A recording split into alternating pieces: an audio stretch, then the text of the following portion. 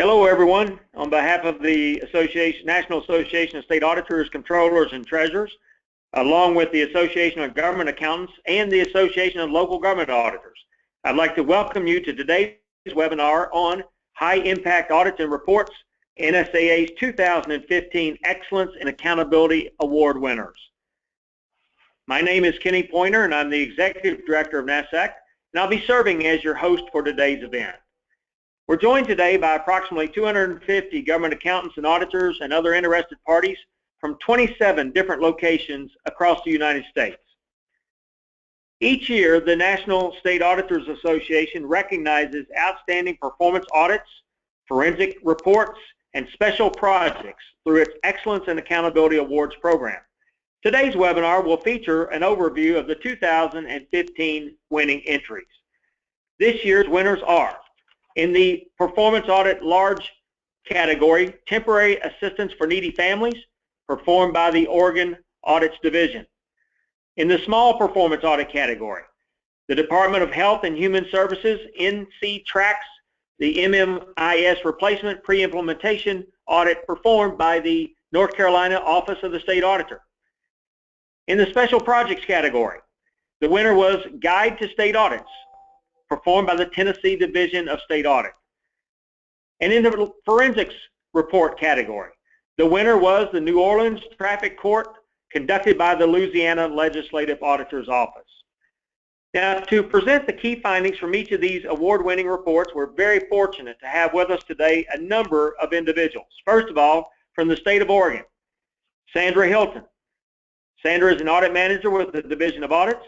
We also have Ian Green, who's a senior auditor with the Division of Audits, Jamie Rawls, Principal Auditor, Division of Audits, and Scott Learn, Staff Auditor with the Division of Audits, all in the Oregon State Auditor's Office. Also with us, Dwayne McKinley, Audit Supervisor, Office of the State Auditor in North Carolina, Louise Toledo, Audit Supervisor, Office of the State Auditor in North Carolina. Also with us, Deborah Lovelace. Deborah is the Director of the State Audit Division, Office of the Controller of the Treasury, State of Tennessee. And last, Brent McDougall, Forensic IT Audit Coordinator. Brent is with the Legislative Auditor's Office in Louisiana. Following the presentations, we will have approximately 20 minutes for live questions and answers. Today, we're allowing participants to receive audio through either their computer or their phone. And to ask your question, please use the raise your hand function of our webinar software. Simply click on the hand icon located in the toolbar. Now remember, if you are asking your question using your computer must have a microphone, of course, for that process to work properly. If you prefer, you can simply just type your question at any point during the presentations and send it to us using the Questions tab located in the webinar toolbar on the right-hand side of your screen. Our speakers today will be using PowerPoint presentations, which you should be able to see on your screen now, and these presentations were provided to you in advance. If you're having any technical difficulties at all, please give us a call. Our number here is 859-276-1147. Again, that number is 859-276-1147. Just one final announcement. In order for NASACT to be approved by the National State Boards of Accountancy as a group internet-based provider of CPE, continuing professional education, we have implemented some attendance monitoring tools for individuals. Now, this applies only to those of you who are going solo today, participating by yourself, and requesting CPE. And I think we do have 5 individuals participating today. In order to verify your attendance, you will need to reply to periodic requests that will be sent to you in the chat toolbar. Now, you can drag this toolbar off to another part of your screen to make this functionality easier if you prefer. But keep an eye out and watch for these periodic prompts, which will come from us, and make sure that you do respond. Your response will provide us with a record of your attendance, and of course, this new method, this is a new method that we've implemented so that we don't interrupt the presentations. Those attending as groups, you will not receive these prompts. Of course, your attendance will be confirmed by your room monitor. For individuals, you should be receiving your first attendance check in the chat toolbar now, and we will be testing your attendance later into today's webinar. Obviously, these internal controls allow us to better comply with NASBA's rules for granting continuing professional education credits.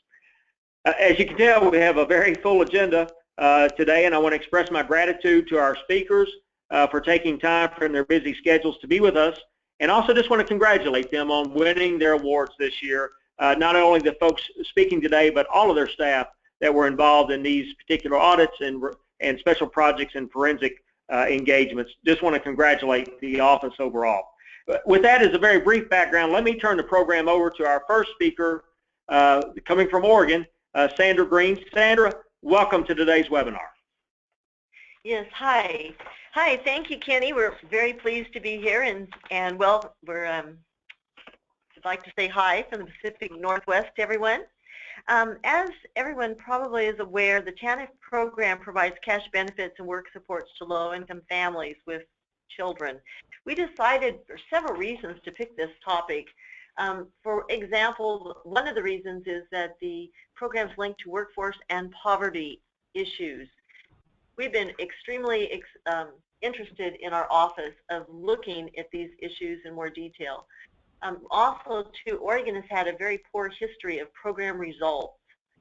And then we also realized that as the timing of this audit was really good, as we were pulling out of a recession, that we felt that by, oh, I'm kind of messing up here, sorry about that. The timing of this audit was really good. As we were pulling out of the recession, we realized that some of the decisions that had been made during the recession had some even further negative impacts on the program, and we thought this would be a good time to provide good information to decision makers.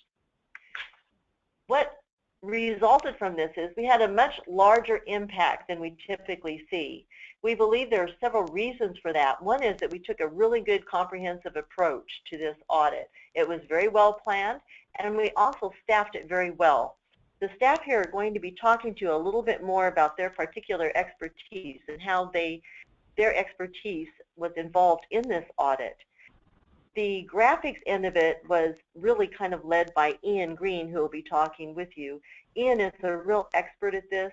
He is also an economist, and he is able to take all that economic information and put it into some really amazing graphics. That really, helped our report a lot.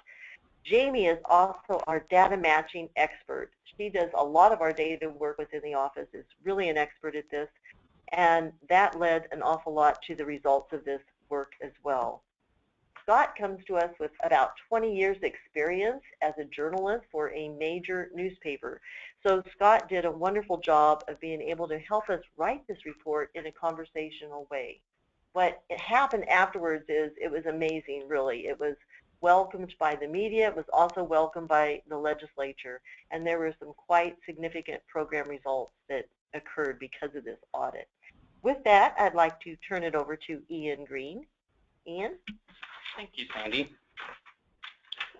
So with visuals, one of the things you should always consider is what is the point you're trying to make? Or in other words, what is the story you are telling? You want to draw readers in with an engaging, colorful, and informative graphics to help tell that story. In this example, we told the story of the recession. As you can see, between 2007 and 2009, unemployment rates increased dramatically from around 5% to over 15% in some areas of our state. This graphic was used on the front page of our report to help provide context around how the state of the economy impacted the Temporary Assistance to Needy Families program. We wanted to make sure that our readers knew that the recession was a huge challenge affecting the performance of this program, and this graphic was very effective at telling that story. This map is also effective because it highlights regional differences in our state. For example, you can see how regions in southern and central Oregon faced especially high unemployment levels. These regions were hit very hard by the housing bubble and the loss of jobs in the construction and timber industries.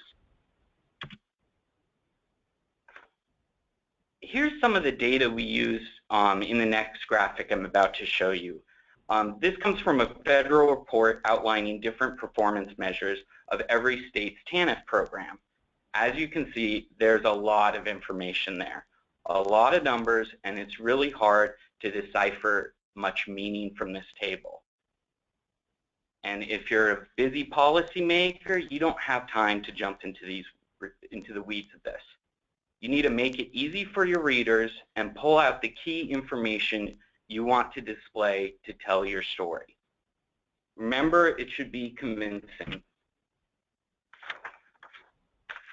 From the table, we created this useful map that highlights how Oregon was worst in the nation on key performance measure. The measure showed how many hours of activity, such as job training or going to school, that Oregon required its TANF clients. We were 50th. We also looked at another measure that showed Oregon had the highest caseload growth in the nation at the same time. We took these two maps and showed how Oregon was an outlier compared to the rest of the nation. We had allowed caseloads to increase dramatically, but at the cost of providing services to clients. This dramatically impacted the performance of the program.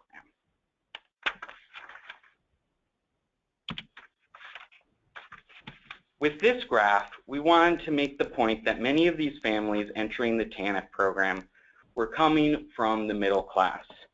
These families had exhausted their unemployment insurance benefits and then transitioned to the TANF program when they couldn't find work during the recession. Many of these families came from the timber or construction industry, as I mentioned previously, two of the hardest hit sectors in Oregon.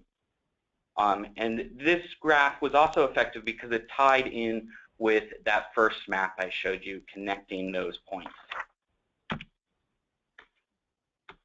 One of the innovative practices we did with this report was sharing the results of our work with reporters. This helped to spread the message of our audit as we got great media attention. This image is from the front page of the Oregonian, our state's largest newspaper. 4 of the 5 graphics they used came from our report and we provided to them. This was a great success for the team. I don't have enough time to go through all the finer points of quality design, so I want to share a couple resources I rely on.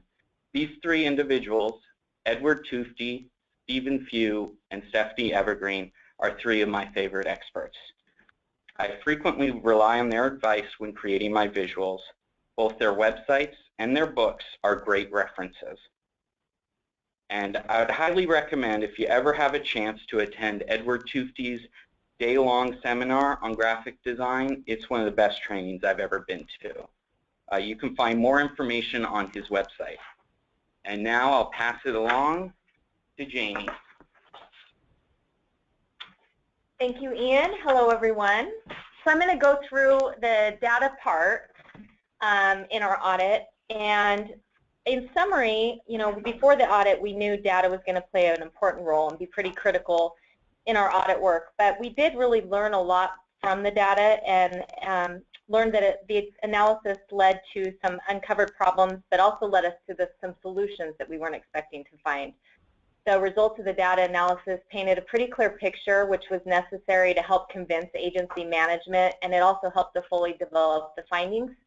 And the results led us to review some case notes of populations that we probably or may not have otherwise reviewed. And I'll go into some of those in a little bit, but the population that we hadn't expected to look at that the analysis led us to was a population of clients that had disabilities.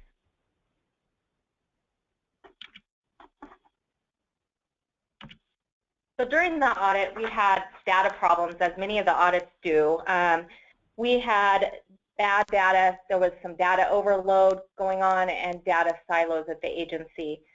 For example, caseworkers received criminal history information on a form, but that form was not, all that information was not always entered into the system or updated, and so that data wasn't accessible to us. We also found that reports were of limited value. We had gone to many different field offices and interviewed managers at every level and then asked them, how the reports were helpful to them and did they find them utilized? And what we learned was that many of them, they had an abundance of forms or of reports, but many of them were not utilized. They often captured one single data element, such as the number of individuals in an activity like job search, but they weren't really combining information to help achieve better program outcomes. We also found that data sharing was not occurring. We learned that many agencies serve this TANF population, but many were not sharing data together. For example, even inside the Department of Human Services, which also, it houses the TANF program, but also the VOC Rehab program, we found that the two programs often served the same population of clients, but were not always sharing information. So often, some of the TANF clients could have been better served with the VOC Rehab program or referred over to them, but we found they weren't communicating, referring, or sharing data back and forth.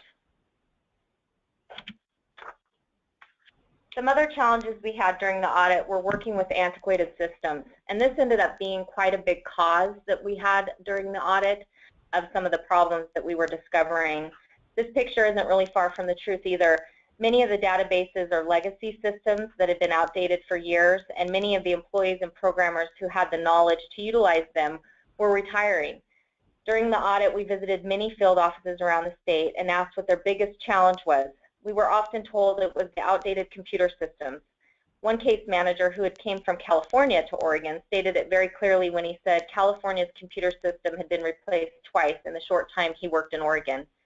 We learned in these field visits as we watched case managers do their jobs that they had a lot of information, but it wasn't accessible. It was often on many different screens, and nothing was in one complete picture that could be easily accessed, while at the same time they'd have such a huge client increase and services cut.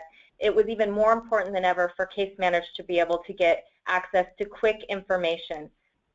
We learned there was no dashboard or summary of clients' work history or length of time in the program.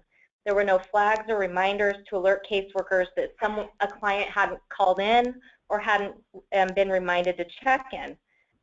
There was an account, for instance, that a person had maybe applied for Social Security disability benefits 4 previous times and been denied. When we started the audit, there was also not even a basic count of the number of months or years a person had been receiving benefits. When we were watching over one caseworker who was discussing the TANF case with a young mother, it was clear that she had been on and off the TANF program a number of times. But when we asked the caseworker how many months or years the individual had been on TANF, the caseworker couldn't even give us an answer. He started looking through the payment screens and counting up the number of payments to determine how many months or years that she had been on the program. So to merge the silos, we knew we had to be creative and use the data to provide more meaningful results. We knew there was going to be problems we discovered from the beginning, but we also knew we had to be very convincing to the agency. We did this by joining several key data sets together and identified populations we could draw from later. We looked at one data set, which was clients without a diploma or GED, and matched that to clients participating in a GED program, expecting those to have a high correlation. We ended up finding that 30% of the clients had not graduated from high school, and yet only 2% of those were actually counted in a GED program. Another significant one was the second one here, the clients that were identified as having a disability, and we pulled out all those clients that were identified as having any type of disability, learning, mental, physical, cognitive, or addiction, matched those, hoping to find most of those clients would have a case plan and would be involved in some kind of an activity getting them towards self-sufficiency. What we ended up finding was very staggering. 20% of the clients had some type of disability, yet 60% of those did not have an active case plan, and of those with an active case plan, 80% had no activity. So this was the population that I don't know if we would have looked at otherwise had we not done the data analysis, and because of that, we ended up pulling a sample of clients with disabilities and looking at their case files in more depth. One area that was particularly challenging was convincing the agency data and reporting unit that they needed to do more and could do more. They kept explaining to us that they couldn't use other data sets because of privacy concerns. Knowing this, we tried to find other states that were able to share data legally and get around the privacy issues. And we found our neighbor state, Washington, actually had an excellent model for this. They were developing and had been developing a huge data warehouse that was pulling together all sorts of data elements, such as housing, which had incidents of homelessness, education information, medical treatment, employment information, and criminal justice information all into one place so that caseworkers could access this readily. The difference between the two states is that in Oregon, the case managers would try to collect this information over time, pulling bits and pieces out of the client, or waiting for them to tell them information. In Washington, the information was readily available, accessible the first day the client stepped into the office. I'm going to be turning this over to Scott right now, and he's going to go through some of the writing approaches we took on our audit. Thanks, Jamie. Hello, everyone. So with this report, we really did want to make it more readable and engaging. There were two reasons for that. One was this was essentially about a welfare program, which is politically controversial. We knew we'd have a lot of legislators and interest groups reading it. But more importantly, we thought our findings were really interesting and important, and we wanted to hit a broader audience with our writing approach. Some of the things we did, like the graphics that Ian worked so hard on, really helped to make the report more engaging. And then we tried to take a different approach to writing as well. So we tried to write a little more conversationally. So we're talking here about getting away from the academic style that auditors tend to write in and moving more toward a more direct to the point style. We tried to include a lot of reader roadmaps, helping readers get through the report more quickly and understand where we were going. Some strategies on that was very bluntly telling readers why they should care, summarizing for readers, and putting our conclusions first instead of leaving our conclusions to the end or not even having a conclusion, which happens on occasion in audit reports. We also really tried to emphasize engaging specifics and include a lot of examples from our case file review, what was happening with TANF clients. So conversational strategies. I know this sounds a little weird, but what we're trying to get at here is sort of a little more toward how you might talk to your mother about your audit as opposed to talking to the most fault-finding professor you've ever had. So we did talk, particularly amongst each other, about things that we were finding. And what we do is we would then write these great concise descriptions we'd have verbally down and save them. I don't know about your all's offices, but our audits are really long. By the time you start writing the report, you're pretty sick of the topic. So it's good to remind yourself what really interested you from the very beginning. Then we also, this is another weird one, I know this might be a stretch for y'all, but it really, really helps if you can read your writing aloud to each other. You'll catch kind of really boring or complex explanations or explanations that just don't make sense when you read aloud. You'll identify problems with rhythm.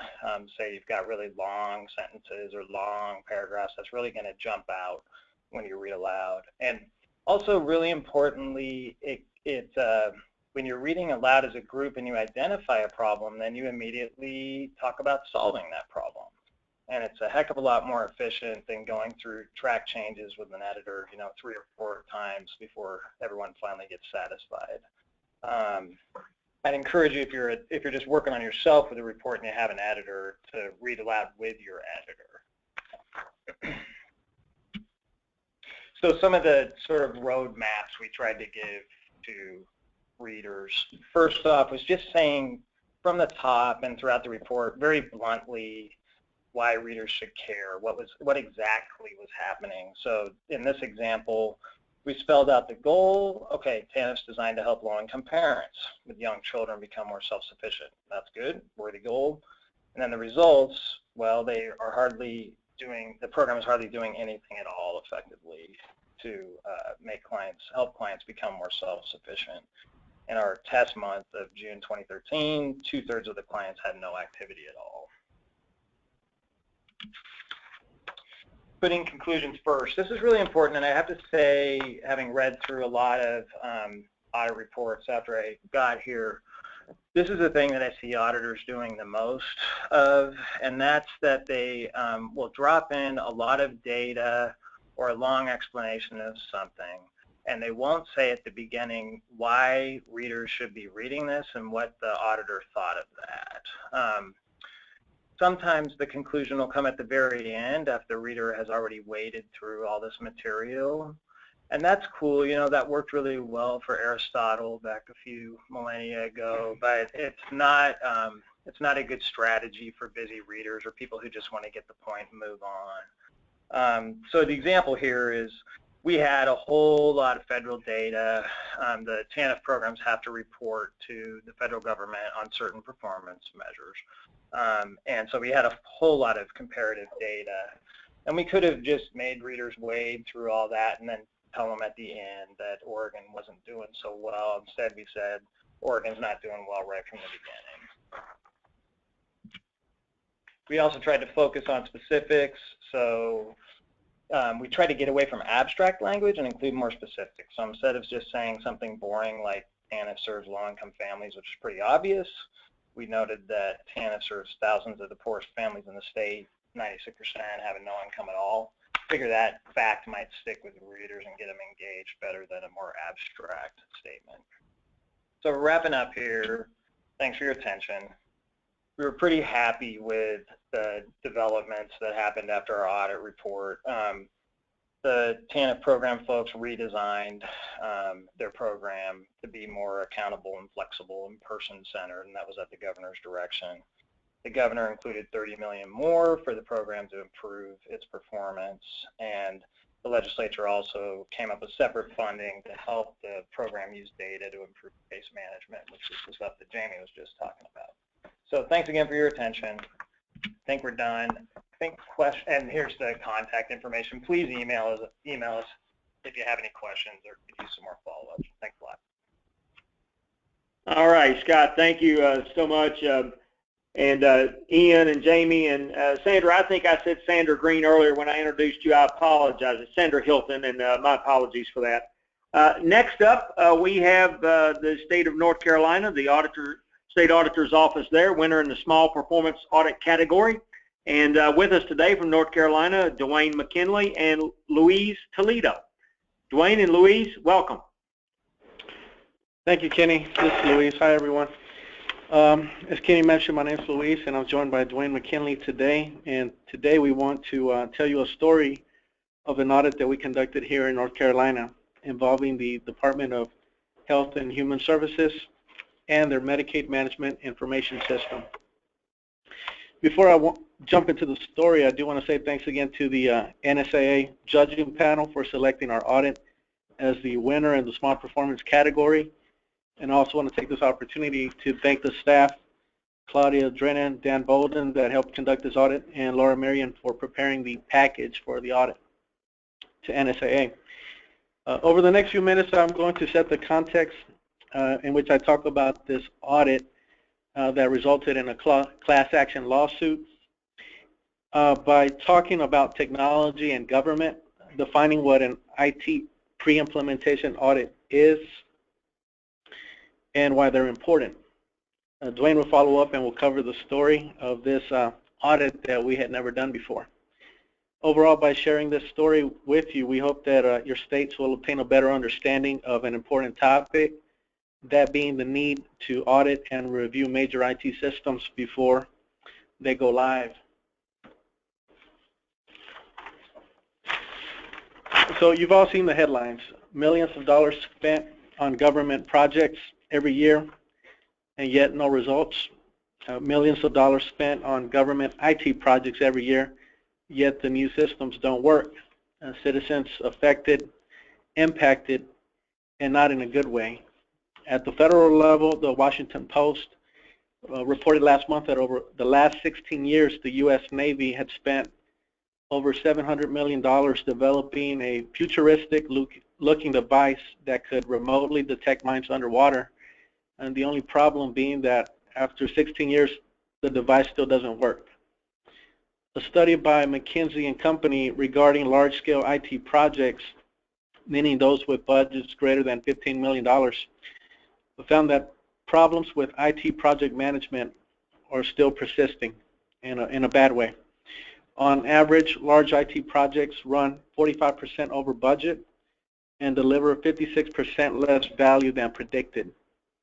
Overall, 17% of large IT projects go so bad that they can threaten the very existence or credibility of the organization.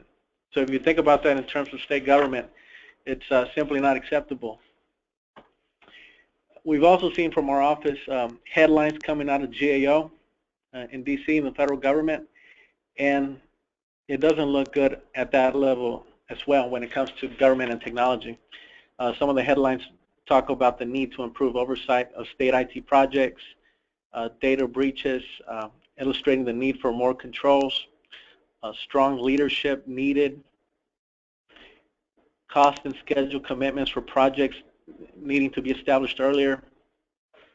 So with these things in mind, in our state, because of these issues, our office has gone through a restructure in order to better assess IT and technological initiatives.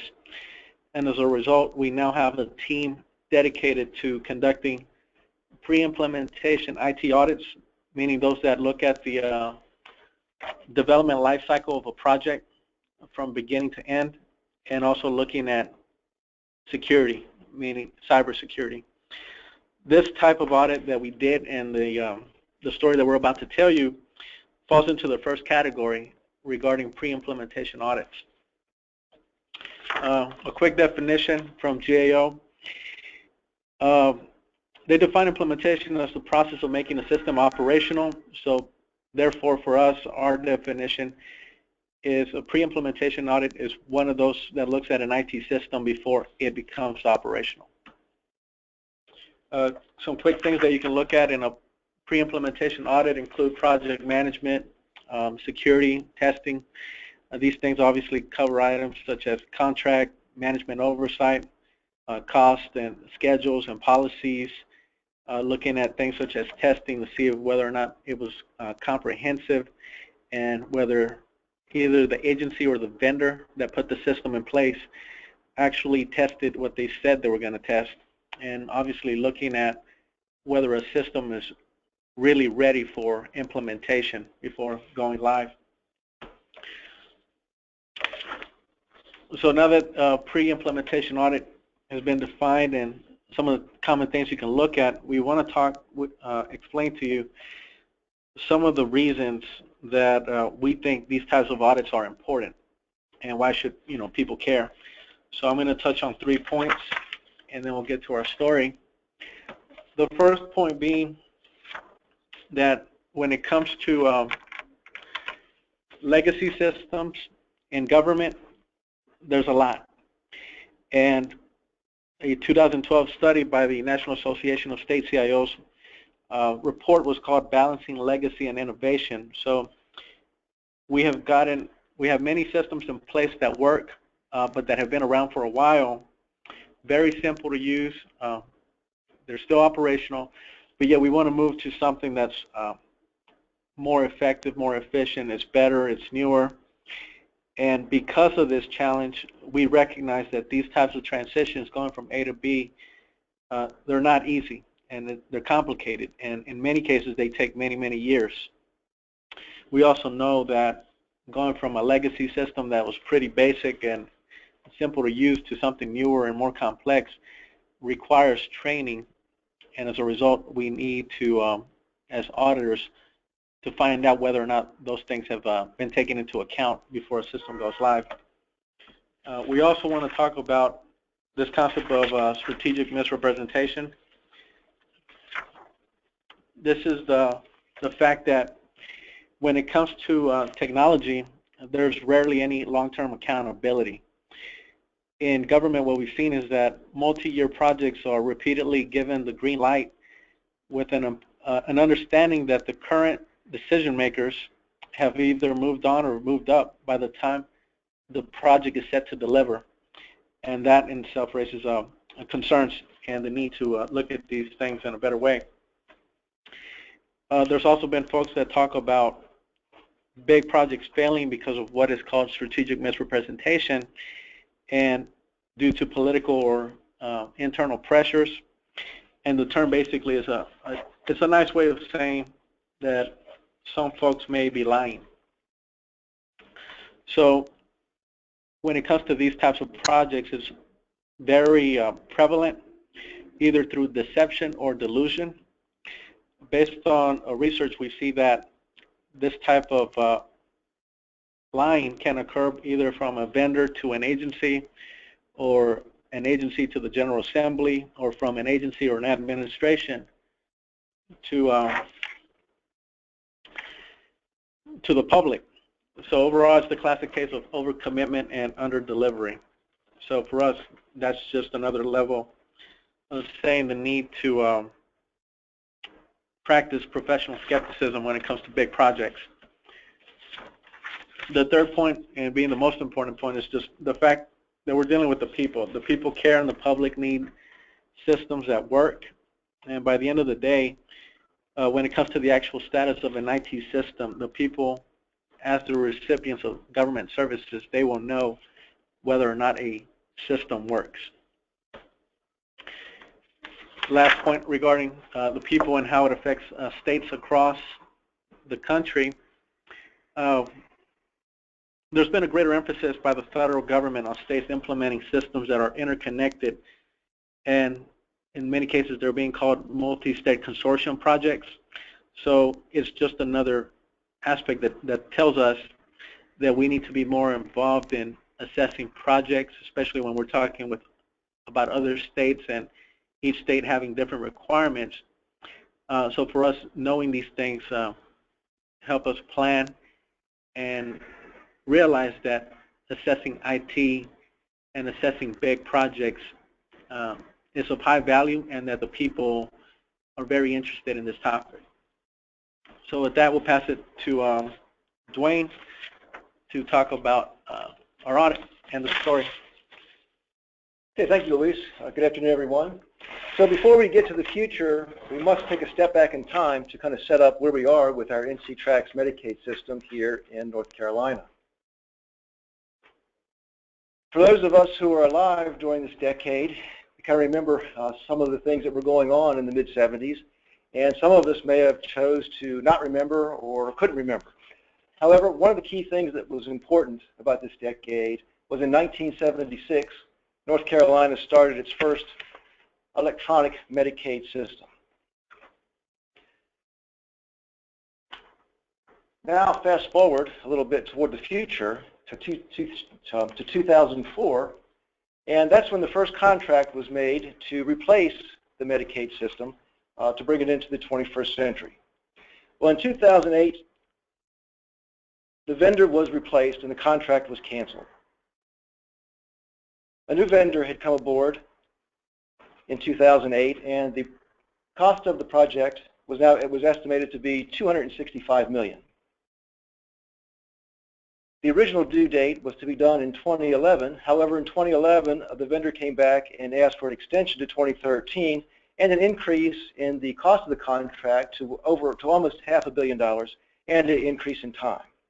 So now, before we have a new Medicaid system in place, we now have the largest IT contract in the state's history.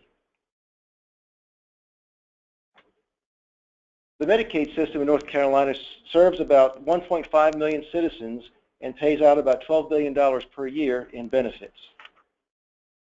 So this was a system that caught our attention, being that the state itself had not had a good track record of bringing in systems on time and on budget.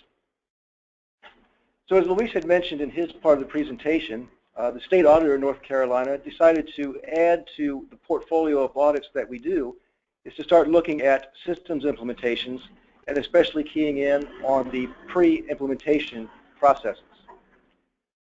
So our decision was to comb the state's portfolio of active projects and do a risk assessment to select which ones represented the most risk to the state, either in dollar value or impact to the citizens and their services.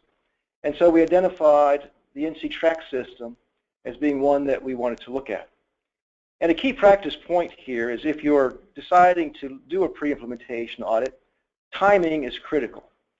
You don't want to get in to do a pre-implementation audit too late because the train will have already left the station, and your impact to make any changes to the project or have the project managers address risks that they haven't taken into consideration may be out of time. You also don't want to go into the project too early because there may not be anything for you to look at. And of course, anytime that you're doing a pre-implementation audit, you must be cognizant of the fact that you're going to impact the project's time and resources, and so it may not be received well, but given some explanation and some thoughts about what we wanted to do, we were able to come in and do a pre-implementation audit of the NCTracks system. And ideally, you want to be somewhere in between 3 to 6 months before go live. That way you have enough time to do your field work, present your report to the project managers so that they have an idea of any additional risks that need to be addressed. So what we did with the NCTracks system is after doing some research, we identified that where we were going to enter in the project timeline was right after initial testing was done and that system access controls were to be established. After we're doing our research, we did our entrance conference and found out that the testing schedule had been delayed and that the user access controls had not been set up yet. So another practice point is to be flexible in your audit objectives.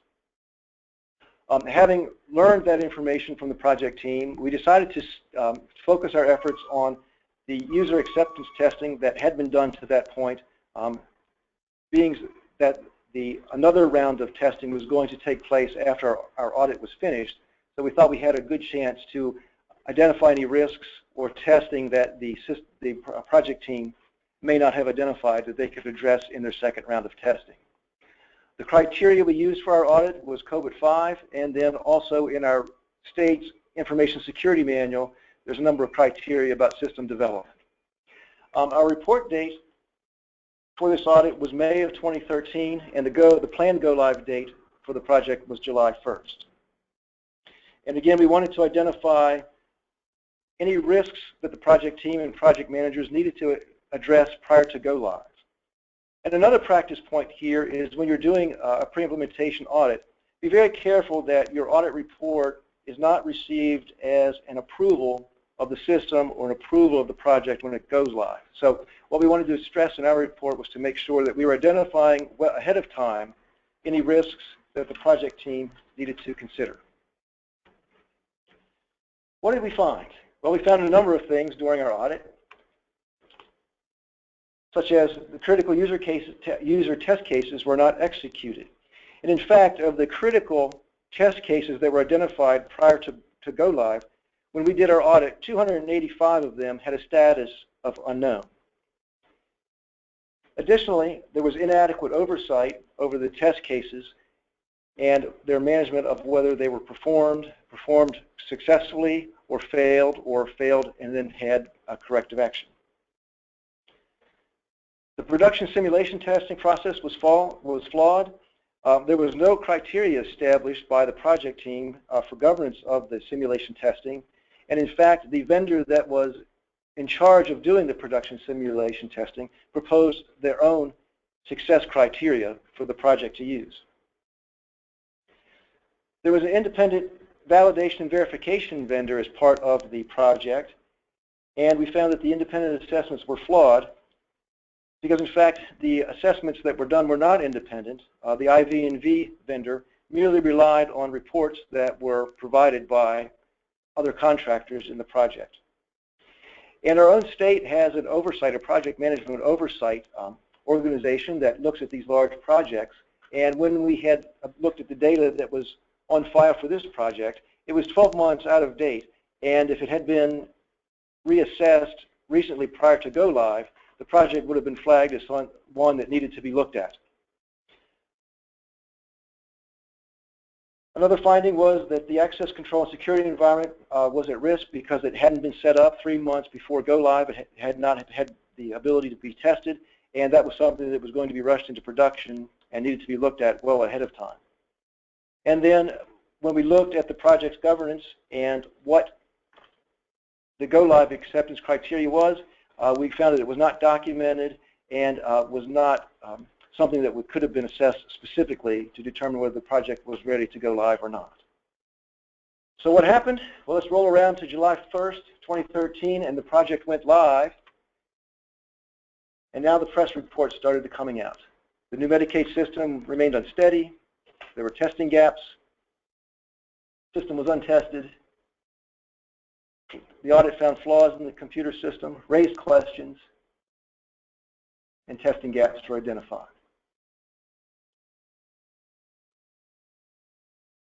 Then the system went live in 2013, and again, problems started to develop. First week ended with flaws. Difficulties started to continue. However, our governor congratulated the NCTracks team on a successful implementation. The feds got involved and were seeking to delay payment until the problems got corrected. Providers that were supposed to be getting payments from the system were alarmed over the lack of getting billed, and providers could not get help through the helpline.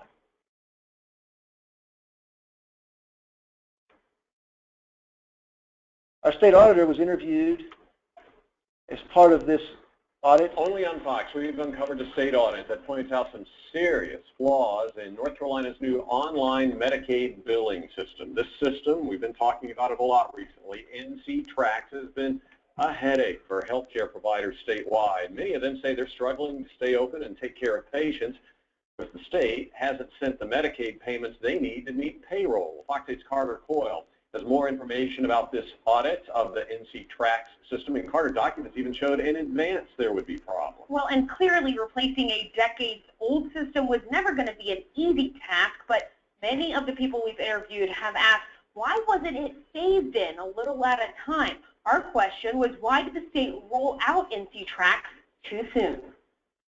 For weeks, you've heard their stories and their frustrations. Nobody can tell us exactly why we aren't getting paid. We're just at their mercy. It's my nightmare.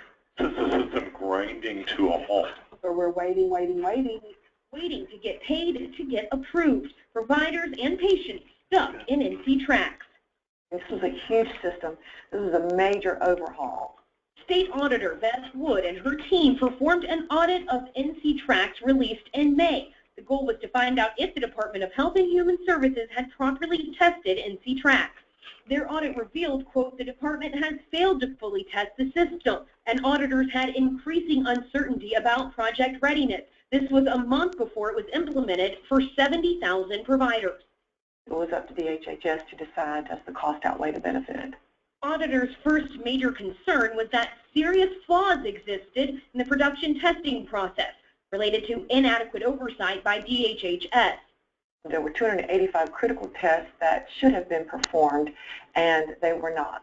Auditors also reported a high risk exists that critical NCTracks functions could have major errors on go-live. Auditor Wood passed all of these concerns to DHHS. And the impact now, among other things, is now in our latest budget, the legislators approved a major Medicaid overhaul and Medicaid reform in our state. Kenny, we'll turn it back over to you. All right, Dwayne and Louise, thank you so much. Great presentation, and congratulations again to you and your staff for this outstanding audit and winning one of NSAA's awards this year. We're halfway through. Let me just remind people that if you do have questions, you can ask those questions at any time by just typing those in and sending them to us. Just use the questions tab that's located in your webinar toolbar on the right-hand side of your screen. And once we get to the Q&A portion of the program, we'll bring your questions out one by one in the order in which they are received. All right, let's turn to our next award winner, and that's Deborah Lovelace with the State Audit Division with the Office of the Comptroller of the Treasury in the great state of Tennessee. Deborah, congratulations and welcome. Thank you, Kenny. Appreciate this opportunity to talk about our guide to state audits. A little bit background about the Tennessee Comptroller's Office. Our Comptroller is elected every 2 years by the General Assembly, our state legislature, and he's elected to a 2-year term. We have audit authority for state agencies, higher education institutions, nonprofits, local governments, pretty much broad statutory authority to audit anybody that gets state appropriations, also anybody that gets grants or contracts from the state. We have audit language and all those documents to make sure we can get to those funds and do an audit.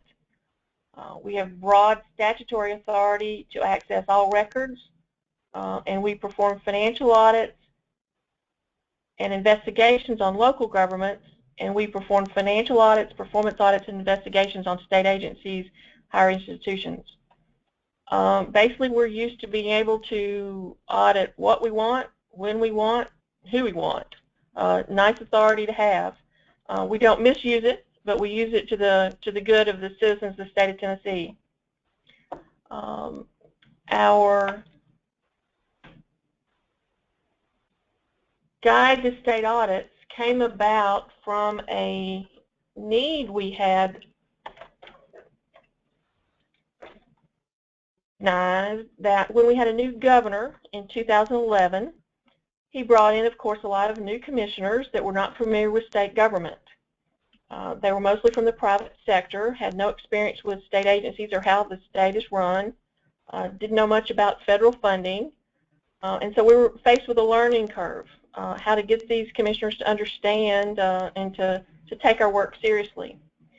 The first few years, we saw that they weren't really engaged in the audit process. They didn't seem to be interested in the audit process. We would invite them to entrance conferences. They wouldn't come. We had preliminary results meetings throughout our field work, and although we would invite the commissioners, they would delegate that to their staff to come to hear the preliminary findings of what we had. So until we sent the draft report at the very end of the audit, we didn't really get the attention of the agency head, and we were looking for ways to try to turn that around. And the opportunity came in 2003 when the governor appointed a new commissioner of finance administration and also created the position of chief operating officer in the governor's office, something that had not existed up until that point.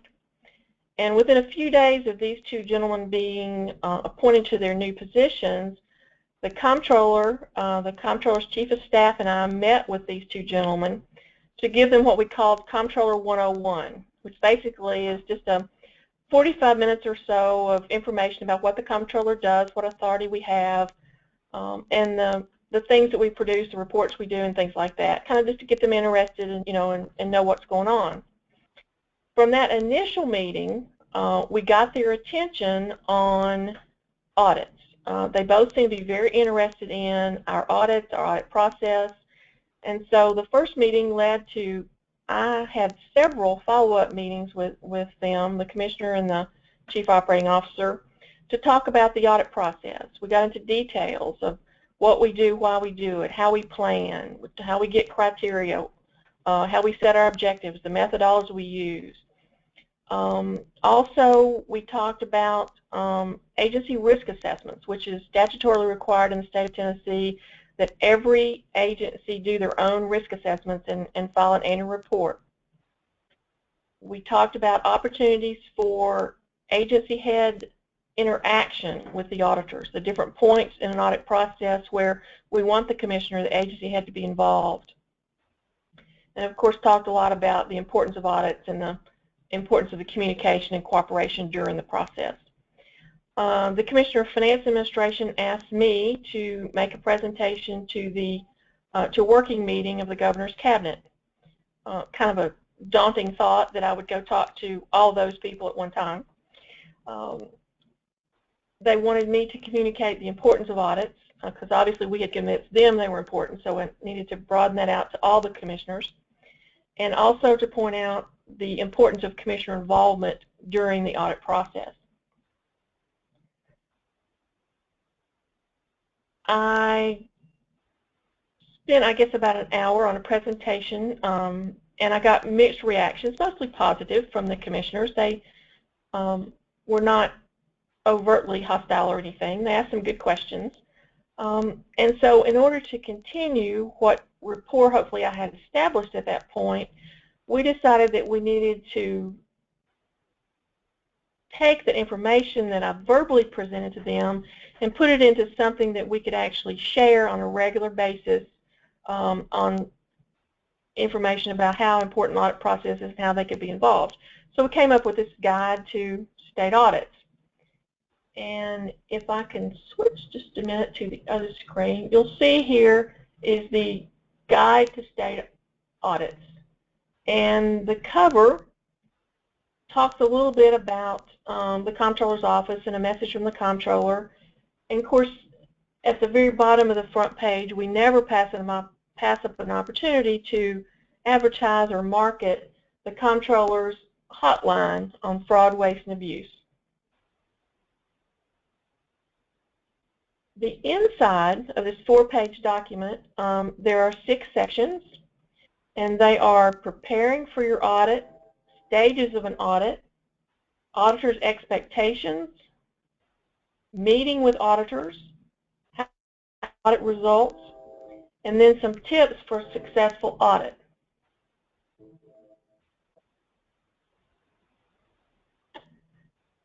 And I'll go through each one of these sections just briefly, and of course,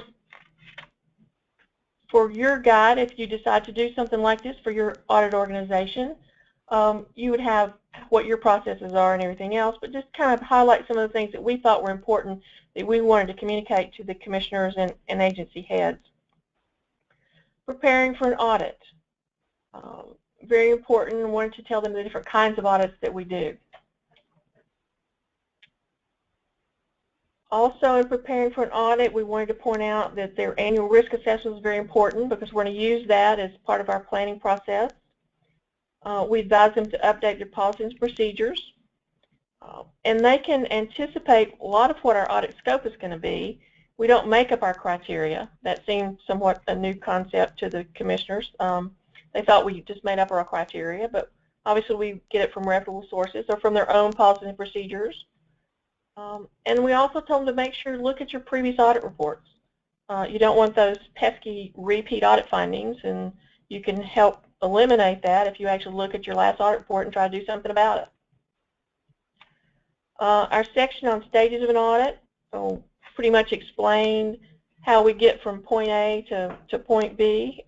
We start an audit all the way through the reporting of our results. And for our sunset audits we have here in Tennessee, we also do public hearings with the legislature. And we have a audit follow-up statute that requires us 6 months after the release of any audit that we follow up to see if they have implemented our recommendations. Next section about auditors' expectations. Things like we want them to be open and cooperative with us. Want them obviously to be honest. We want them to respond timely to our request. And if they have expectations, they need to communicate those to us to make sure that we meet their expectations. Talked a little bit about meeting with the auditors, the different specific points of contact we have during an audit process. Of course, we have formal entrance conference, we have periodic preliminary results meetings, we do an exit or a field exit, and then sometimes we have formal exit conferences, although they're not always required. And also in this section we pointed out that anytime the agency wants to have a meeting with the auditors, they're welcome to do that. All they have to do is ask, and we're very welcome or very glad to come and talk to them. The next section, went the wrong way. How to use audit results. We want them to accept responsibility for the problems. It's not helpful to the audit process if all they're going to be is defensive, explaining why they didn't do it. They need to accept responsibility and come up with how to correct those weaknesses and go forward. We have a little section on tips for a successful audit. Of course, we want them to be responsive to the auditor's request. It's also helpful if they notify staff that we've started an audit, because we might be interviewing lots of different people in the department, not just the fiscal people or maybe the internal auditor. Everybody needs to know that we're there. We like to have a nice place to work, obviously. And one thing that we kind of stress is the auditors need access to IT systems. That's where most of the data is. We can't audit unless we have access. Might as well go ahead and give us access up front. Makes the audit run much more smoothly. Open communication between staff and auditors, or staff auditors and management, very important. And we talk about be truthful and forthcoming. That should be a given, but we felt that we need to say that anyway in this written guide. The back page of the guide, of the full guide, is just a little bit more about our office and a little bit about the constitutional officer and the duties or whatever. And the point was to make sure that they had all kinds of contact information. We wanted to make sure that they could call us, they could email us, they could look up information on the website, just provide all the different ways that they could actually communicate with the comptroller's office. We developed this guide based on the information from the presentation that I made to the cabinet. With the help of our Chief Information Officer and with one of the editors out of the Division of State Audit, they helped make this much prettier than it was going to be with just my words. We distributed this guide to all state agency heads. We distribute the guide at every entrance conference. It's a point of conversation. I continue to have regular meetings with the chairman of the finance commissioner, or the chairman of finance, and also the chief operating officer. Meetings, we talk a lot about communication, and I tell them basically part of the audit process of whether or not the commissioners are involved with the audit process now. Are they coming to entrance conferences? Are they coming to the preliminary results meetings? Are they coming to the exit conferences? Have we accomplished anything by using this guide or having these regular meetings to get those commissioners more involved? And we have noticed improvement. The agency heads are participating more during audits. I can't say that it's totally because of the guide. It's the whole process of we're putting more emphasis on communication, therefore they are responding more. But you need to be careful what you ask for, because yes, there's more communication, and the commissioners, agency heads now don't seem to mind picking up a phone and calling me directly with questions or issues, which is okay. That is part of my job. And just a little bit to wrap up about the guide, some final comments. It's 4 pages. It's short on purpose. It's not intended to cover everything. It's just to open the dialogue about the audits. It's non-technical. We specifically didn't put in a lot of references to statutes or a lot of emphasis on government auditing standards. We say that we follow standards, but that's about all we do. It's generic on purpose, not specific to any one type of audit that we do. It's repetitive on purpose. We mentioned communication, I don't know, 17 or 18 times in 4 pages. And we had some discussion about electronic or hard copy. And although it's available electronically, we really wanted it to just be a hard copy. It's the 4 pages on kind of semi-gloss paper, medium weight paper. It's just a nice little crisp-looking document that you can start a conversation with, which is basically the whole point of the project, was to open communication. And we submitted it for a NSAA award this year, and we're very pleased that we won the award. and encourage all of you to consider something like this if you don't already have a tool to help your agencies get more involved in the process, audit process. Thank you. Deborah, thank you very much, and congratulations again for winning this year in the Special Projects category. Okay, we're to our last award winner this year for the Forensic Report category. The winner is the New Orleans Traffic Court Audit, and that was conducted by the Louisiana Legislative Auditor's Office, and we're very lucky and fortunate to have with us today Brent McDougall, who's going to give us a report on that particular project. Brent, welcome. All right, thank you. To kind of give just a general overview of this project, what we did is in July 2014, our office was asked to conduct an investigative audit of the New Orleans Traffic Court. Essentially, the findings of our audit identified a little over $1.2 million in fraudulent billings submitted to traffic court by its former CFO, Vandell Thomas, which actually was paid to him and two other accounting firms that Mr. Thomas was associated with between 2006 and 2011.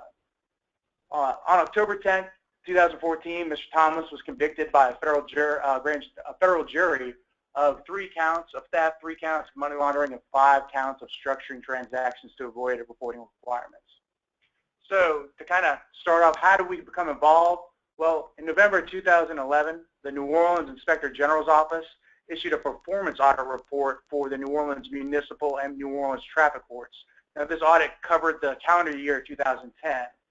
This report included findings which questioned billings for Mr. Thomas. However, it didn't specify whether they were going to be considered fraudulent or not. It just questioned the large dollar amount. Following the issuance of this report, our office initiated an audit of New Orleans Traffic Court covering the entire time period that Mr. Thomas was associated with the court. So to kind of begin how we did our audit and what went on, you got to kind of look at this project in 2 time periods, and you kind of got to go back to 2005. Following Hurricane Katrina, which happened in August 2005, New Orleans Traffic Court reopened. However, it was having trouble getting money paid. And so to kind of give you an idea of who the players are and all this before we get into the details, the first is going to be Vandell Thomas. The second is going to be an accounting firm named Paylette Mignon LeBlanc. And the third is going to be another firm named Nash Accounting and Tax Services. Essentially, to kind of preface everything, in 2004, the Louisiana legislature passed an act which created the Judicial Expense Fund for Traffic Court.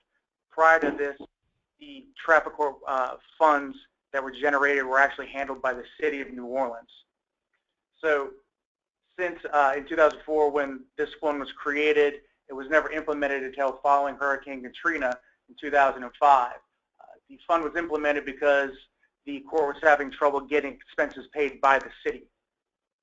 So in September 2005, essentially traffic court went ahead, created the fund, began operating it, but it needed to bring in individuals to help provide consulting and instruction on what they needed to do to operate this fund properly. So traffic court reached out to the firm of Paylette Mignon LeBlanc and requested assistance. Mr. Thomas, at the time, was an employee of this firm, and he was assigned to the project as a consultant and later became an auditor of the court. So from 2006 to 2008 is the first time period we're going to look at. During this time period, beginning in January 2006, Paylette Mignon LeBlanc suggested that traffic court, in addition to hiring their firm to provide consulting services, they suggested that they also hire another firm to provide actual accounting services and to train the court employees on how to use the accounting system. So in addition to that, they specified one firm individually, which was Nash Accounting. At this point, something that was not widely known about Nash Accounting was that Mr. Ezekiel Nash, the owner of Nash Accounting, had been one of Mr. Thomas's childhood mentors. In April 2006, Nash Accounting had begun working there, and according to Mr. Nash, he found himself as being very overwhelmed and understaffed and underqualified to perform the work that was needed to be done in New Orleans Traffic Court. So he essentially, in a moment of, kind of discussion with Mr. Thomas, explained this to Mr. Thomas, and Mr. Thomas then offered to help his old mentor by subcontracting with him, and essentially began performing accounting duties at New Orleans Traffic Court.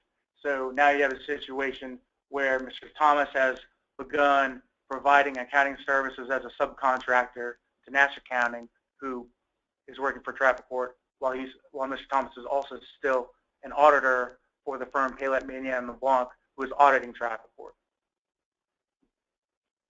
So soon after he set up this arrangement, Mr. Thomas began billing Traffic Court for NASACT Accounting, while he was also billing Traffic Court for the accounting firm Paylette, Manier & LeBlanc, Traffic Court's auditor.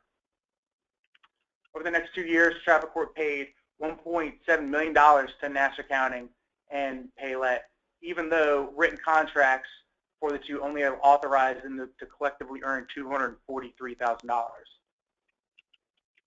NASACT Accounting's contracts totaled $166,000. However, Traffic Court paid NASACT Accounting $1.2 million, or $1,064,000, which is essentially 641% more than their contracts allowed. Paylette's firm contracts only totaled $77,500. However, Traffic Court paid them $475,000, or $398,000 more than their contracts allowed. One of the ways that that this was able to happen was because the invoices that were submitted by Mr. Thomas for these firms lacked specific documentation. For instance, NASACT Accounting and Paylette's firms' invoices lacked detailed descriptions of the services billed, it lacked the number of hours billed, and it lacked the hourly rate charged. Now this happened on both firms' invoices. So what we did is, by comparing the invoices from NASACT Accounting to the invoices from Paylette, we found that $662,000 of billings that both had billed appeared to be duplicative. So to kind of give you an idea of what we found, I'm going to go over a couple examples. So the first is, what you're going to see is the invoice at the top is going to be a screenshot of an invoice from NASACT Accounting, and the screenshot on the bottom is going to be an invoice from Paylette, Manier & LeBlanc. And as you can see, the invoices have the exact same dates. They're both for work done regarding research for the Times-Picayune, and they're both billed $25,000 and then $32,500. One thing to make note is the invoice number on NASACT Accounting, which is invoice 642. So to follow this up, invoice 642, which we just looked at for NASACT Accounting, is on the top, and on the bottom you'll find invoice number 643 from NASACT Accounting, dated the same date, the description is the same, the amount is the same. The only difference is that 642, which is on top, is billed to Traffic Court in New Orleans, and 643, which is on the bottom, is billed to Paylette, Manier & LeBlanc.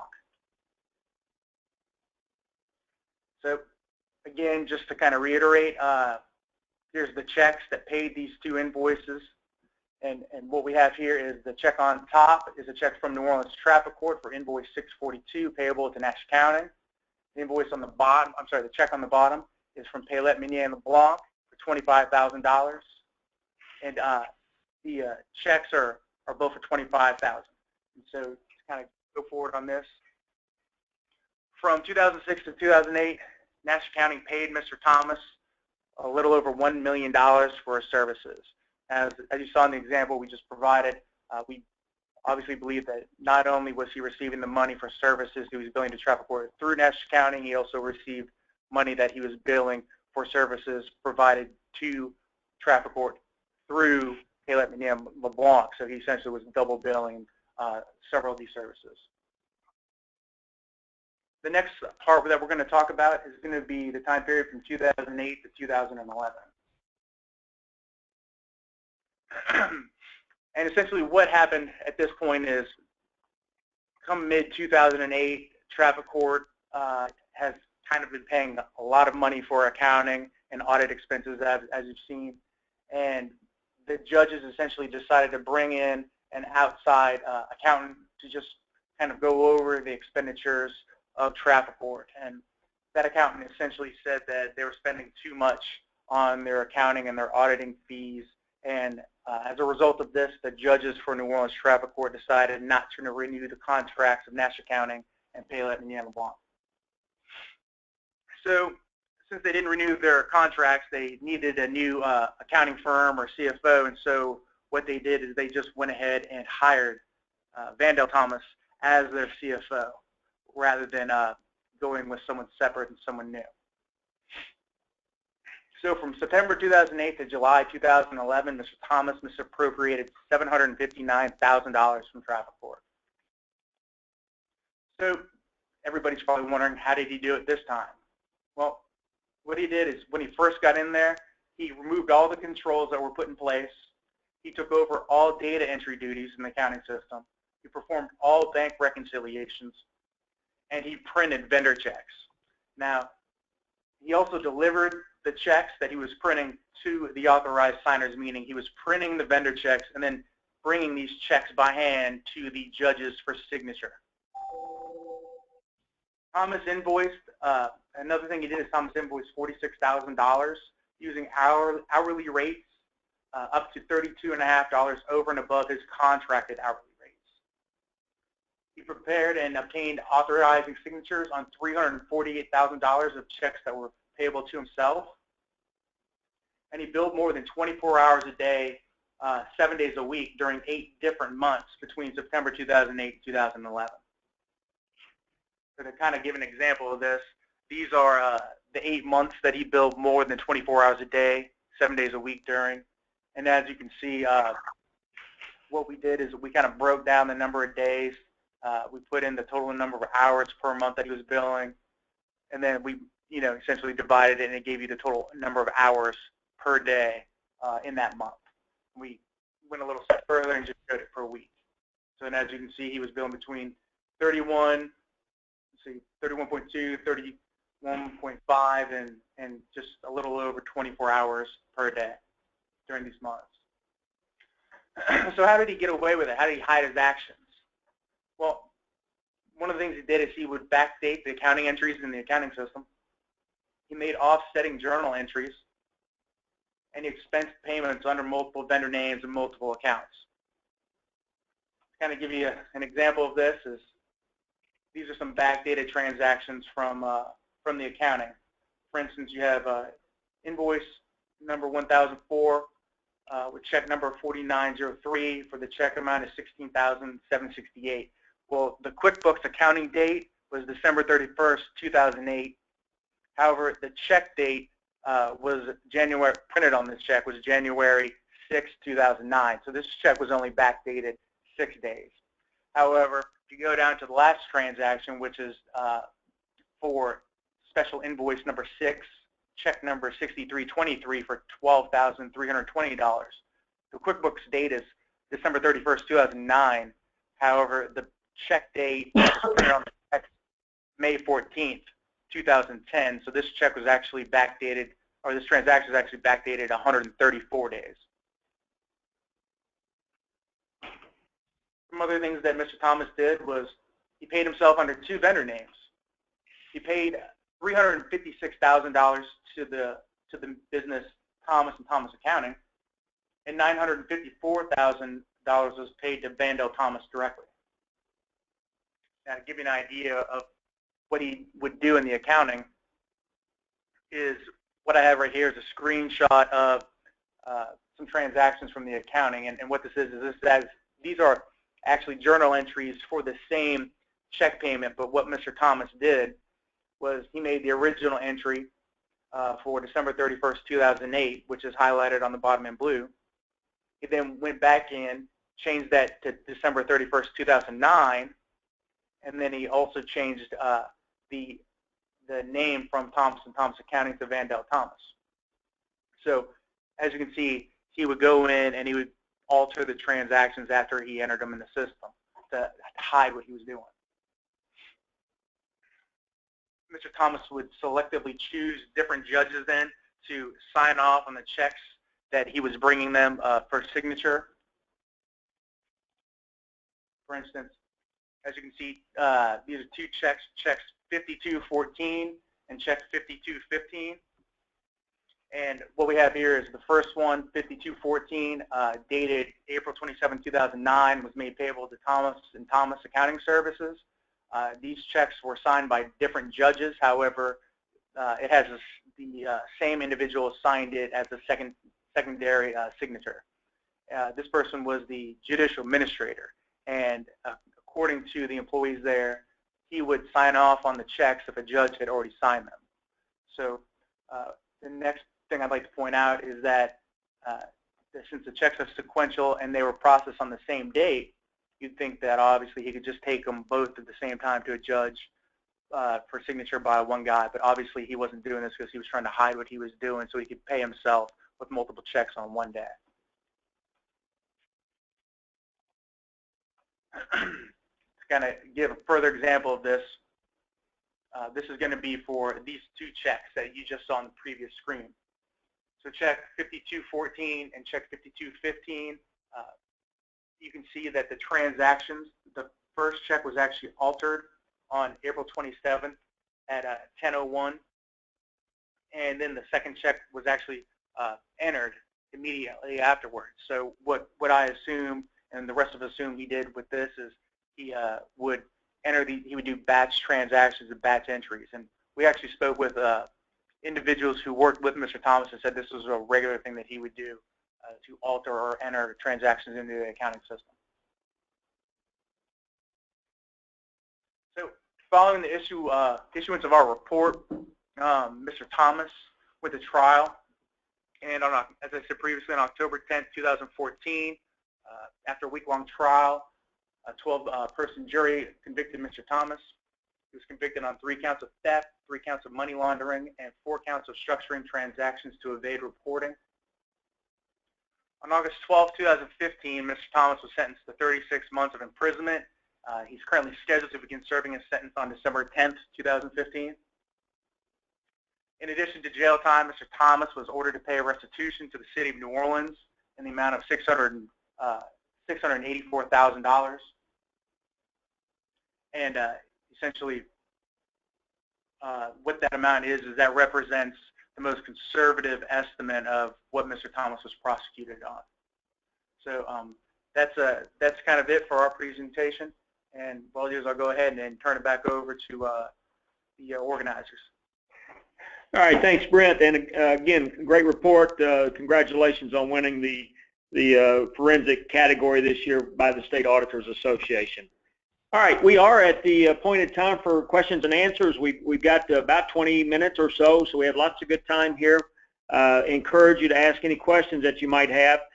Remember, you can come on live and ask your question. We're using either audio through either your computer or your phone, so you can ask your question through either. If you desire, you can simply use the raise your hand function of our webinar software and simply click on the hand icon that's located in the toolbar. Now, if you prefer, you can just go ahead and type your question and send those to us. Again, using the webinar toolbar on the right-hand side of your screen, use that questions tab and just type in your question and then hit submit, and we'll take those questions as we receive them. All right, so let me just start back up with Oregon, and Ian in particular, or any of the group. Actually, you really emphasize the use of graphics in this particular audit report. Can you tell us a little bit more about the graphics that you used, and what tool did you use to create some of those graphics? Sure, Kenny.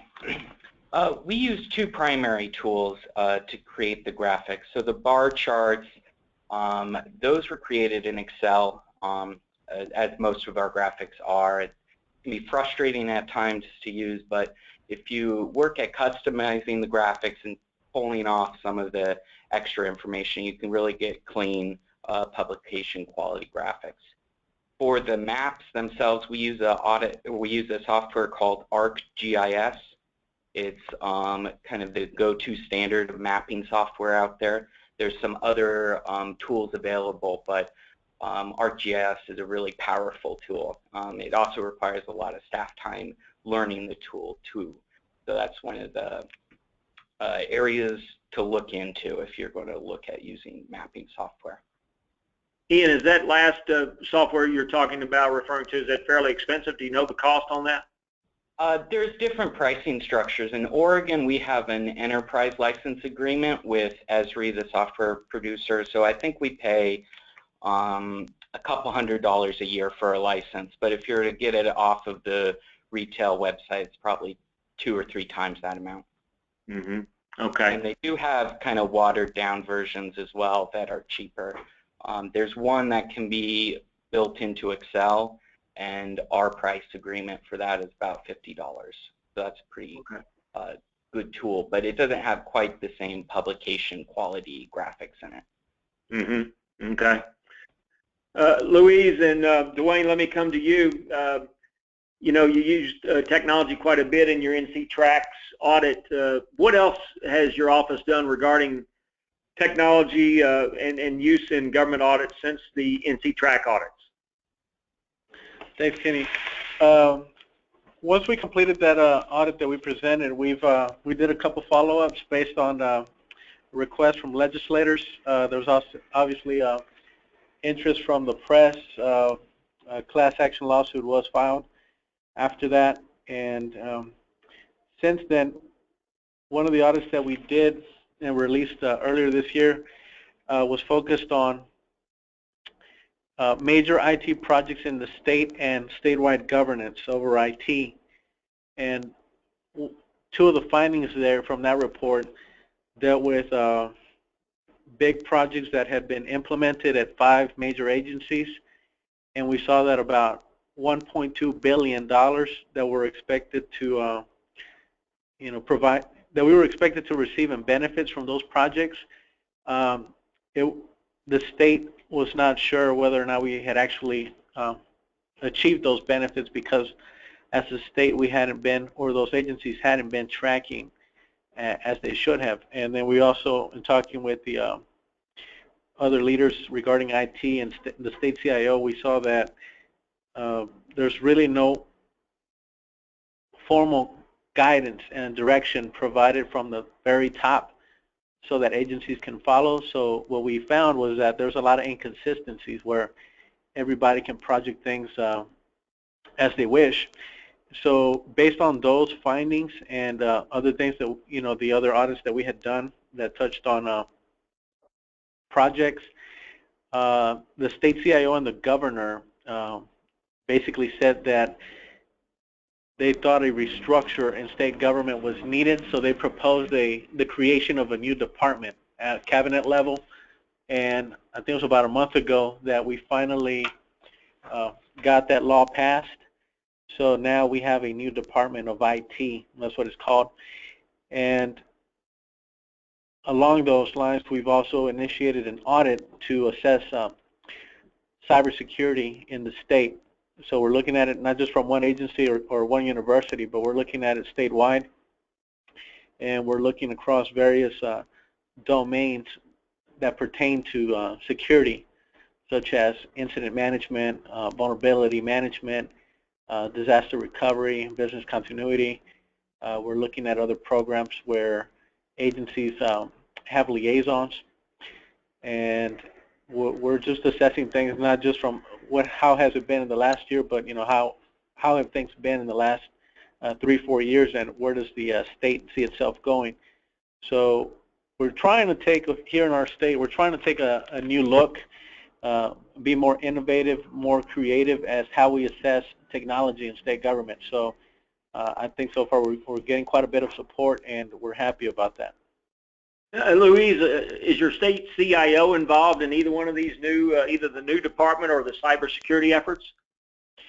Yes, the state CIO is aware, and he's been talking about the transition to this new department, and it looks like he's definitely taking the approach of not doing it as soon as possible. So this is going to be a multi-year effort, which we're happy to hear that.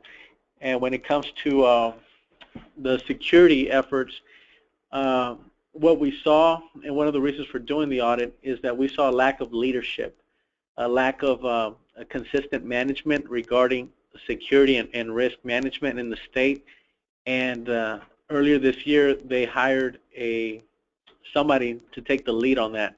So the state CIO is definitely involved in trying to make some adjustments. And from our office, from where we're sitting, we're happy to be part of that, the recommendations to make things better.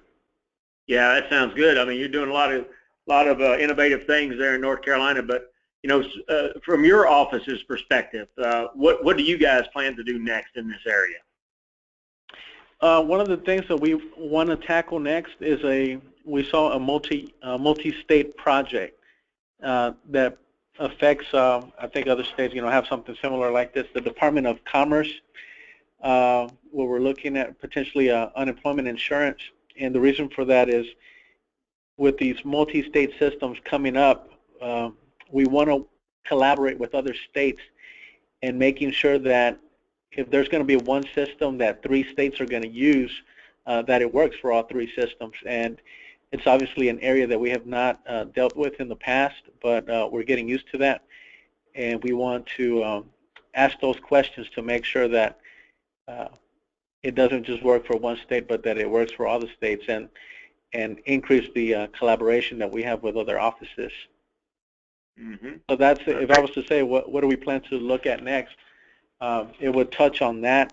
And I think the security audit that we're going to release probably early next year, I think that one's going to have quite a bit of impact. So we're also looking to see what the legislators want to do because of that. All right, very interesting. Deborah, let me ask you, you mentioned the commissioners several times during your presentation. Why do you think that the commissioners were surprised when they received drafts of audit reports? Well, obviously, first of all, because they may or may not have been attending our entrance conference and the periodic results meetings that we have during field work. They were letting their staff come to those meetings and hear the results. And shame on us, I guess we were assuming that the staff were providing their commissioners or their upper management with the information we were providing to them and telling them, we're finding problems here and problems there, and the number of times that we found errors. And so they weren't actually being informed like maybe we thought they were. All right, very good. Brent, let me come to you. Obviously a very interesting case that you described to us, but how did Thomas get the judges to sign multiple checks on the same days? I mean, you touched on that a little bit in your slides, but can you elaborate on that a little bit more? And particularly the second signature was by the same person. It seems like that's one of the internal controls we all trust, but in this case, it didn't seem to work at all. Right. Well, essentially, at this point in 2008, when he started doing it like this, he had been there for a few years and he had established trust in these people. And so what he would do is he would essentially take the check to the judges individually when it was inconvenient for them to sign it, meaning we interviewed a couple of the judges, and they gave us examples such as he would bring it to them when they were on the bench. He would bring it to them when they were walking to their car, leaving for the day. He catch them in the between sessions when they were trying to make it to the restroom during a break. Just different instances like that where he would bring it to them. He wouldn't bring the support with it, and he would just ask for it to be signed. And because they trusted him, because he had been there for several years at that point, they would just go ahead and sign it. And as for the second individual, he actually passed away before we had a chance to interview him. But according to the employees that were there that worked with him, essentially, as long as he was brought a check that already had been signed by a judge, he would go ahead and sign as the secondary signature on it. Yeah. Well, I was going to ask you a follow-up on the second signature, but it sounds like that's no longer even a concern. I assume the new person in place understands the importance and the the internal control significance of that second signature. Yeah, absolutely. There's a brand new person in that position, which was the judicial administrator, and she's actually from Arizona originally, I believe. So they've gone ahead and they've redone their entire systems. They've created a new accounting system, and they're actually working on putting in a new court document system right now. Oh, very good, very good. Oregon, let me come back to you guys. You know, you talked about releasing data, and obviously, in many cases, agencies have concerns. At least it's been, you know, probably all of our experiences. Agencies have concerns about releasing data. Did agencies in Oregon there have those same concerns, and how did you deal with those challenges? Yeah, thanks, Kenny. Yes, this is something we face in every audit, in every area we try and go look at. We always have this, you know, this controversial discussion about do we have access, can we get access, that kind of thing. It comes up a lot. We've started developing some data agreements with some of the main players that we request data from a lot. And Sandy can maybe talk a little bit more about what our office is doing to kind of address this issue. Yeah, we've just had so many issues around this. You know, we hear a lot about the Privacy Act and that one in particularly, and of course HIPAA and some of the other ones as well too. So what we've been working on was we've had a data agreement before, but like with the Department of Human Services, what has happened is then we go in to do a different audit. Like recently we finished an audit at the Oregon State Hospital, and we ended up, after we requested information, but because of HIPAA, even though we did have another agreement out there, we were denied access to the files. And we finally did get access, but it was so far down the road, 4 months down the road, that really we had changed our audit approach and our methodology on that. So that's kind of what we've been running into. We've been working a lot with our attorney on that, our legal counsel. We've got them involved actually now too to look at how we can draft some agreements. So we just keep working at it. You know, we do have subpoena authority, but we don't really want to have to use that muscle unless we absolutely have to. That doesn't exactly help the relationship and open communication for our audit staff. So that's kind of what we're working on. But we're on the forefront, you know, trying to get these issues resolved.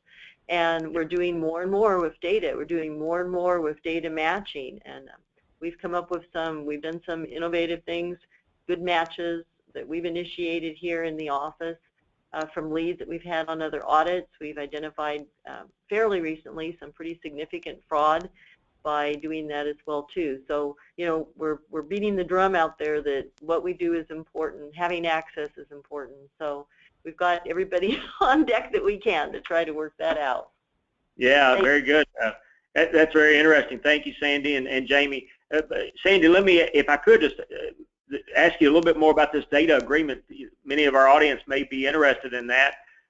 Is that generic? Is it specific to each individual engagement, which I suspect it probably is? Is it part of the engagement letter process? Can you talk to us a little bit more about how that works and what it contains? Sure, I sure can. What we ran into as an obstacle is actually we are working towards, and we haven't achieved it yet, but what the direction that we're going into is we do want to have more of a blanket agreement. What has been happening to us is that even though I've been here at the Audits Division for 26 years, and in the end I've seen that we are always given access to the data, but we have all these delays, all of the attorney involvement. So we're working really hard to get this. Is kind of doesn't make sense for Oregon. Let's get a more generic agreement that would give confidence to the agencies that yes, we do have good security in place over confidential data that we can sign. Currently what's been happening is our one agreement was pretty general that we had, for example, with the Department of Human Services. But then whenever we get into a specific assignment, then other things keep popping up, and we end up having to have specific agreements. And part of our concern really comes over onto our auditor, our independence too, and our ability to choose our own scope and objective, because oftentimes what's happening to us is they're saying, well, we want to know exactly what you're going to do with the data and exactly what your audit objective is. And oftentimes we don't have that when we're going in, and we need to see what the data is like first. So Right now, we haven't done it yet, but we are working very hard to come up with that more generic agreement. And then we're hoping to be able to extend that out to different agencies around the state. Yeah, that's interesting. Keep us posted on that, would you? We sure will, because I think this isn't nationally, this is a problem that a lot of us are dealing with, you know, and definitely, you know, there's so much going on and so much potential there for fraud and other bad things to happen, and for government to be even more efficient too. We need to think about breaking down the silos and the barriers, and data is going to be a key point to that. So we're definitely very focused on that in our office right now. Yes, thank you very much. Louise, obviously the NCTracks audit, high profile, a lot of visibility, a lot of media interest. Talk to us about, you know, one of the biggest challenges that you face when you're doing that type of audit. All right, so this was, when we did that audit, it was the first time that we as an office had actually done an audit like that. So we had challenges all over the place, where, you know, from the agency, from even within ourselves. Within ourselves, I think I would have to say it was guiding the staff through an audit like this so that they understand it's you got to be wearing multiple hats, you know, because you're looking at different things, so you got to be thinking as a financial auditor, as a performance auditor, as an investigator. This was an audit where other divisions within our office were asking us questions and we were trying to help them out as well. This is an audit where we received allegations regarding potential fraud. This is an audit that some folks just were not comfortable with it because they hadn't done it before. So the development and the ensuring proper awareness of what this audit entails is critical.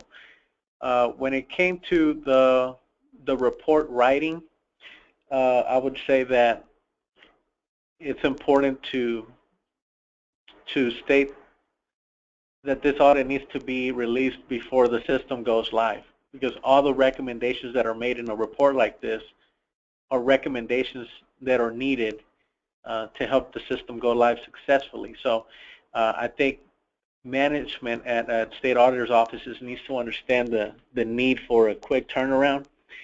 The agencies on their side, the challenge in dealing with them for an audit like this is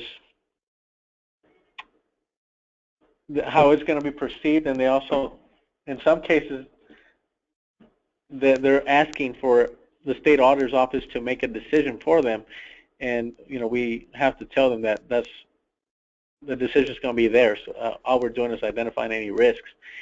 The other challenge for doing an audit like this is there's constant change in the project. So, for example, if a system has, let's just say, I'm trying to keep it simple, 100 requirements from the business side, those requirements could change, and you know, the vendor or the agency has to make those either because the business side wants them, or maybe the federal government has issued something new and the system has to be customized again or fit to allow it to be successful. So that the challenge there is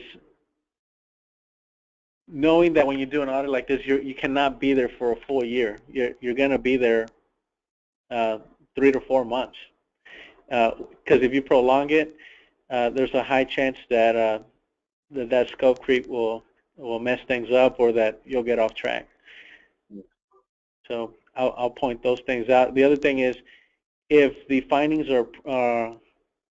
show that the system is not ready, there's a high chance that the General Assembly and legislators will call for some kind of oversight committee meeting, and will want more details, and they'll be asking questions. So you've got to be prepared for that too. All right, thank you, Louise. Very, very good points there.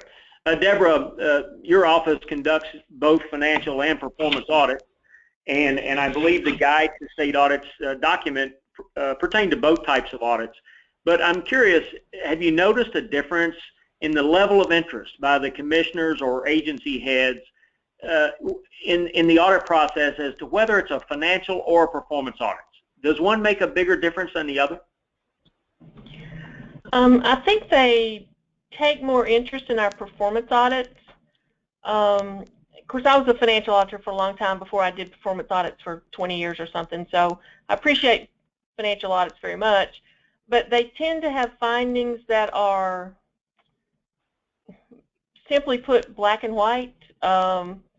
You did something you shouldn't have, or you didn't do something you should have. They're more compliance-related issues maybe, and I think maybe there might be simpler to understand for the agency heads and the upper management. Our performance audits, of course, get into mission and objectives of the department and whether or not they're accomplishing what they're supposed to accomplish with the money they've been given by the legislature. So I think their findings are much longer, they're more involved, they require a lot more explanation for people to understand what we're trying to say, what our analysis was. And so I think initially some of these commissioners that came in that didn't really have a lot of government experience weren't used to federal programs, state programs.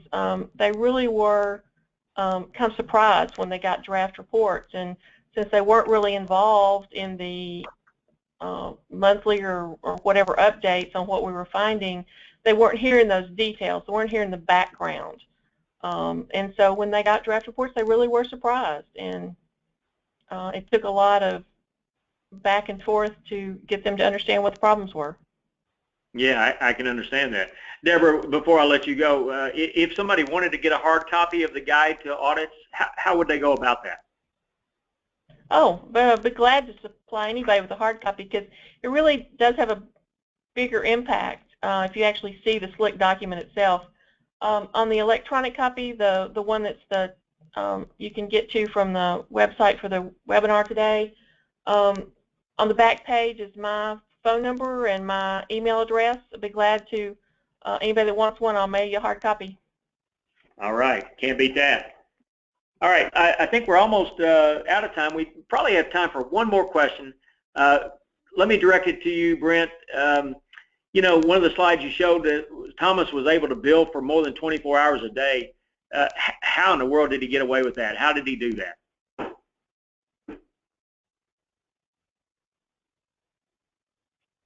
Brent, are you there? Yeah, I'm here. What he would do is he essentially wouldn't stick to one format in terms of his invoices and how he would submit them. You know, one week he would submit an invoice that would be broken down, you know, with each day and the number of hours per day and the number of hours per day for each type of service that he was providing. And then he would just submit very generic invoices that would just say, for this month I worked on this project and then a dollar amount. And his invoices would just be sporadic. You know, one day he would submit 4 invoices for work that was done over the course of 2 months, and then the following day he would submit 2 more invoices for work that was done during the same period of time that the invoices he submitted the day before covered. Yep. All right. Thank you, Brent, for that. And let's go ahead and wrap up. I'd like to thank all of our speakers and congratulate them again for winning the award from the State Auditors Association this year. Just by the way, if you're interested in the program and you know, perhaps entering into the process for next year, Sherry Rowland of the State Auditors Association does send out some information, ask for nominations early in the year. So early part of 2016, Sherry will be sending out some information on that. This is an award by your peers. You can also volunteer to be a judge if you'd like. It's very interesting. You get to read a lot of great reports. It's very difficult, I would add, to select winners from all the good work that is submitted. But if you're interested in that entire process, whether submitting an audit for a potential award or being one of the judges, just let us know. Sherry Rowland would be happy to give you some more information on that.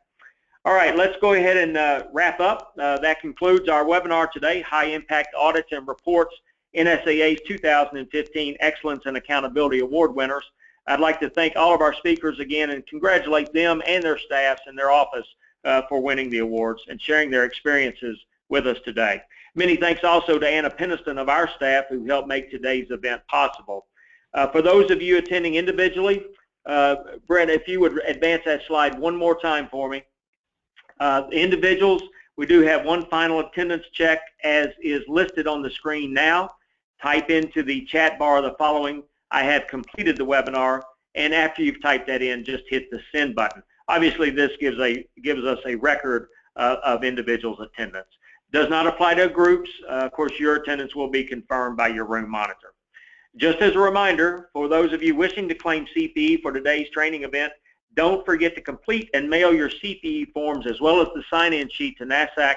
The mailing address is listed at the bottom of your sign-in sheet. And for those in group settings, please don't forget to have your room monitor sign the sign-in sheet attesting to everyone's attendance today. One last housekeeping item. Today we are using an electronic evaluation form in an effort to make our processes more efficient. Room monitors, if you would, please make sure that you provide the link to the evaluation form to everyone in your group, and those participating as individuals, you should have received the link to the evaluation form directly. Hope everyone enjoyed today's webinar. In terms of future webinars, NASACT's next webinar is currently scheduled for January the 20th. We'll be covering digital transformation in government. We'll have more details on that on our website soon and sending out through email. But if you want to check out the website, that's www.nasact.org. ALGA, the Association of Local Government Auditors, their next webinar is November the 10th on how to audit wireless communication devices. Again, more information can be found on their website, which is ALGA Online, all one word, algaonline.org. And lastly, our colleagues at AGA, their next webinar is October the 21st on fraud risk management in government programs. If you're interested in that topic, go to AGA's website, which is agacgfm.org for more details. Again, I want to thank everybody for participating today, and have a great afternoon.